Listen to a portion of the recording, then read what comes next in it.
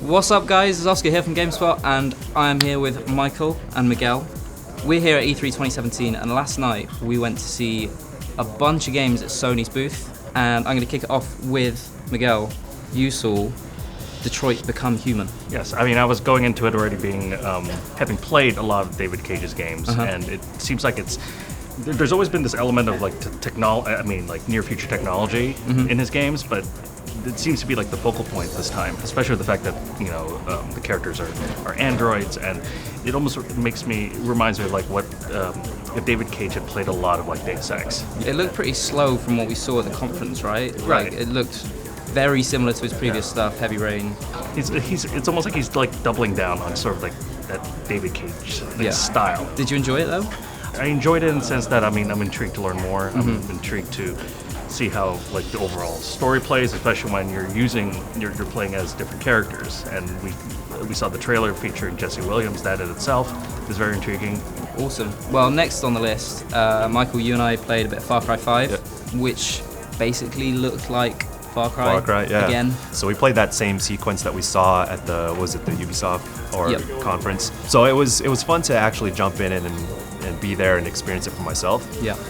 But I asked if it was on a PS4 or PS4 Pro because the performance was pretty lacking. Not good, was it? Yeah, it was not good. But the game's still in an early stage. Yeah, it's sure. coming out next year, so I wouldn't expect it to be fully optimized. But I played it in a full-on firefight, so a lot of things were happening. A lot of things were exploding. I was shooting, calling in Nick Rye's airstrikes, which is really cool. Oh yeah, you played with that guy because Yeah. there was 3 buddies available to play. So there was that guy who dropped bombs and was like the action hero, right? And then there was Dog, which is like the stealth option, and then there was a sniper option as well, which I saw being played in front of me. But I picked the Dog. I found it quite difficult to actually play in stealth. I didn't feel like there were many opportunities to isolate characters to take them out one by one, so I ended up just having to go loud. But the Dog still helps you in that situation as well. Miguel, you played Ni No Kuni 2, right? Yes, and so did Mike. Yeah. Oh, you both played it? Oh, yeah. wow. Right. So I came into it really being a big fan of the original Ni No Kuni. It's interesting just watching this game with this Studio Ghibli art style running at 60 frames per second, because we're used to seeing it in a cinematic way. Right. Yeah.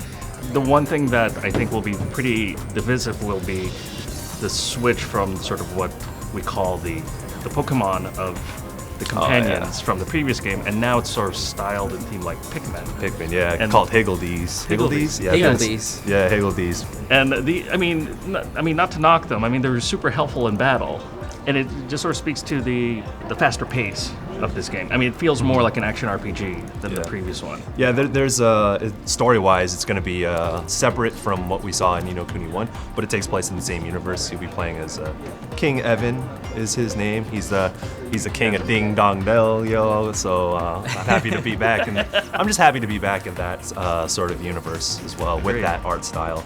And another 50, 60, 100-hour RPG on PS4. I'm ready to go, man. And I believe Joe Hisashi is doing the soundtrack again. Yes. So, yeah, he's Awesome. He's the Miyazaki veteran. Oh, yeah. Sweet, awesome. Well, next up, we all checked out, if I'm right, Gran Turismo Sport. At the event, they had like this awesome racing chair set up, but at the same time, it's just Gran Turismo on PS4, right? Yeah. How did you place? 10th out of 12. That's pretty good. I mean, It's not last. it's not last. That's what I aim for in life, right? To not be last. But yeah, you two have both played the recent beta, right? Yeah. Is there anything to it other than just Gran Turismo on PS4? So far, I feel like it's just, I love Gran Turismo since day one. So I'm excited to just have it on PS4. I did check out the PSVR support, Right. which was essentially, you're in the cockpit and you can look around and you can drive stuff like that. That was cool.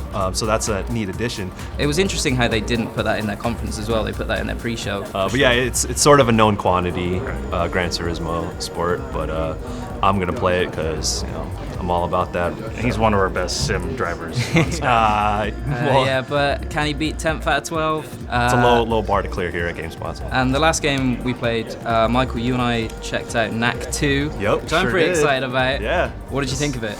Well, thanks for getting my back in that game, because we were doing that co-op stuff. We were doing a more combat-centric sequence. Yeah. And I mean, it was a lot of fun. You just jump in and you start like smashing things and like fighting enemies and stuff. So we were talking to one of the devs about how much depth there is, because you can essentially go into the game and like mash buttons and still enjoy what it has to offer.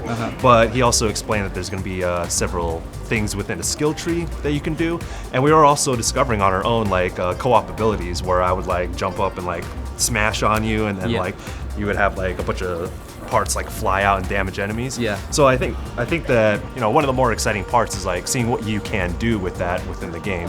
Yeah, there was this move where you can basically like punch through the other character. Yeah. So I was basically just annoying you by punching you into Yeah. walls and stuff Yeah, like that. hey, but it was clutch for when we were fighting, or we were trying to avoid those boulders coming down on us. Yeah, man. You like punched through me, and then it like projected and destroyed the boulders in our way. Yeah. So you know, we only got a small slice of it, but I also asked how much variation there's gonna be, because they also mentioned that it's about a 10 to 12 hour campaign.